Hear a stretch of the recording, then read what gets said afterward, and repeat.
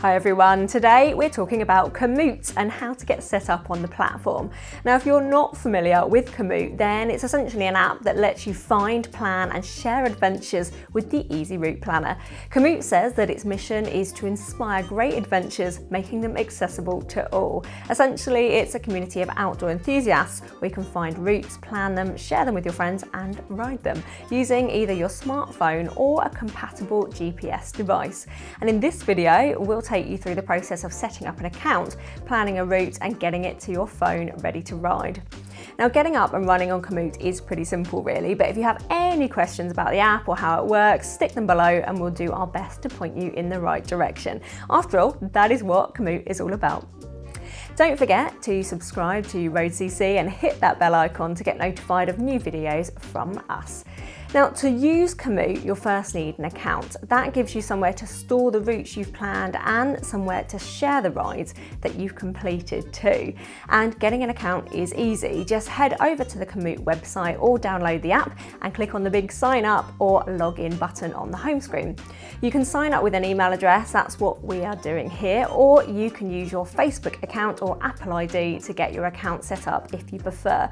Once you're set up, Komoot will take you through a setup process to help you get the most out of the platform. You can pick your favourite sports so that the tour suggestions that you get are relevant to the sort of riding that you do, which is brilliant. If you signed up using Facebook, then you can follow your friends and Komoot will suggest other riders that you might want to follow too. Then your account is ready to go.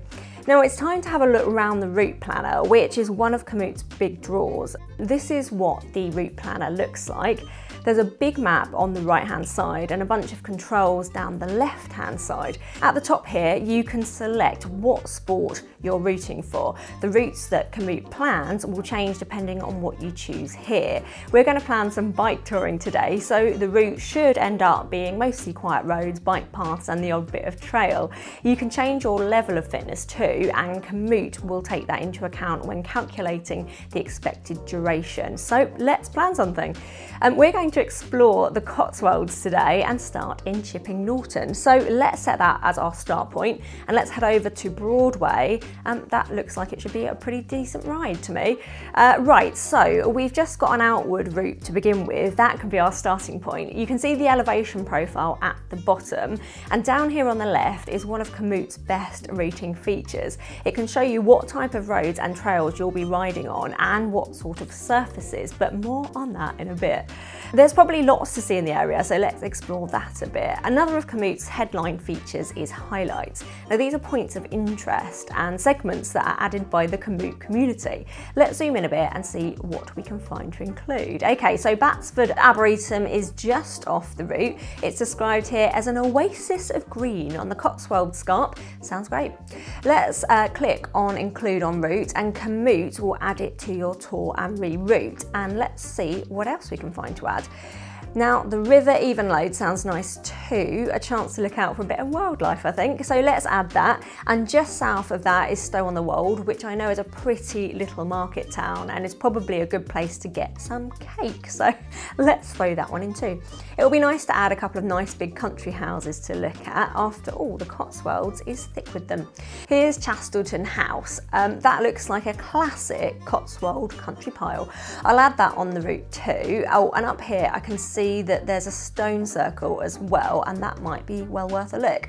Right, that's some things to see planned in. I'm going to make this into a round trip now so that I end up back where I started, and you can see that Komoot automatically updates the route to make it a loop, but keeps all the highlights in the ride. If you want to tweak any of the sections, then you can drag and drop the route onto the roads you want to use. Okay, I think it's looking good. Let's just do a quick check. So clicking on the different surfaces on the left will toggle through them, which is really useful. There's a few unpaved bits on this tour. Let's have a quick look at them now. Well, they mostly look pretty short, so I think I'll be okay. If you want a closer look at any of the bits you're not sure of, it's a good idea to switch to the Google satellite map layer. That can give you a better idea of what the conditions on the ground are like. Yeah, I think I'm done. So let's save this tour, and once it's saved you can see a summary of that tour with all the highlights you've included on the route and all the mapping information too. Of course, rides are better with friends, so I'm going to invite Dave to this one. If I add him to the tour, he'll get an invite on his Komoot login and he'll be able to see the tour as well.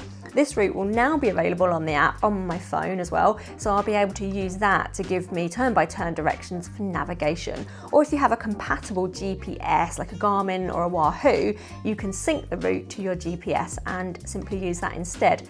So there you go, there's a quick overview of the basics of getting started with Komoot. Let us know how you get on, and don't forget to follow us on Komoot as well. Just go to the friend finder and type in road.cc and you should find us straight away. Well, thank you for watching. Give us a thumbs up if you found this useful. See you next time.